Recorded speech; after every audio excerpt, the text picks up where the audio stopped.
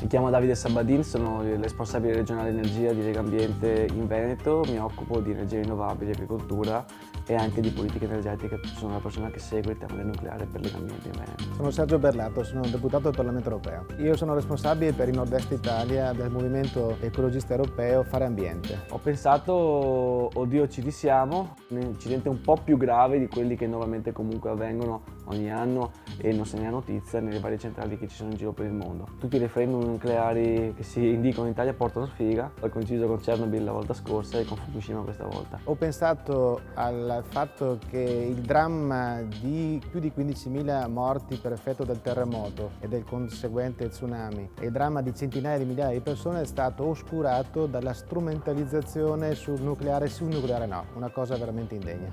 No, non credo potrebbe succedere una cosa come Fukushima in Italia, non in questi termini, semplicemente perché lo tsunami è abbastanza improbabile in un mare come il nostro. Quello che potrà sicuramente succedere, come succede in tutte le centrali nucleari, è la contaminazione quotidiana. Se in Italia accadesse un evento sismico delle proporzioni di quello accaduto in Giappone, non sarebbe rimasta in piedi neanche un'abitazione. Le ragioni del nucleare in Italia sono apparentemente quelle dell'approvvigionamento dei combustibili dall'estero. Comunque ci si mette dalla padella alla brace, nel senso che sono pochissimi quelli che vendono uranio, l'Italia non ha uranio, spendiamo una barca di soldi a fare una cosa che fondamentalmente non ci serve e non ci libera dalla dipendenza dall'estero. Le ragioni della necessità di dare una risposta alla crescente domanda di energia, non continuare a rimanere legati mani e piedi al petrolio puntando a fonti alternative come il solare, come l'eolico, come le bioenergie e come il nucleare. No, il nucleare aumenterà i costi della bolletta energetica italiana in maniera molto forte e il costo di smantellamento delle centrali, che è più alto di realizzazione,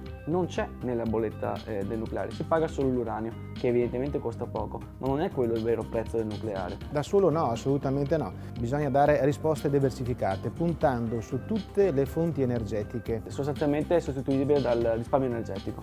Noi abbiamo un 40% di energia che sprechiamo, cioè potremmo fare lo stesso PIL e aumentare il PIL con il 40% di energia in meno, con investimenti molto meno costosi delle centrali nucleari. No, come ci insegna l'Europa e il mondo. In tutto il mondo si è pensato appunto alla diversificazione, puntando su tante fonti alternative, sulle energie rinnovabili, ma puntando sul nucleare. Una centrale nucleare a regime porta circa 500 posti di lavoro stabili e almeno 5 volte tanto nella realizzazione finché si costruisce fondamentalmente. Peccato che noi abbiamo già solo nel fotovoltaico 4.000 persone occupate solo in provincia di Padova, 120.000 persone già in Italia. Possiamo garantire l'autosufficienza energetica, quindi una prospettiva di stabilità e di sicurezza anche sotto il profilo economico alle future generazioni. Ma io mi preoccuperei se una centrale nucleare fosse vicina a casa mia, intanto fare i picchetti perché non la costruissero e poi quando anche fosse fatta io andrei a vivere altrove.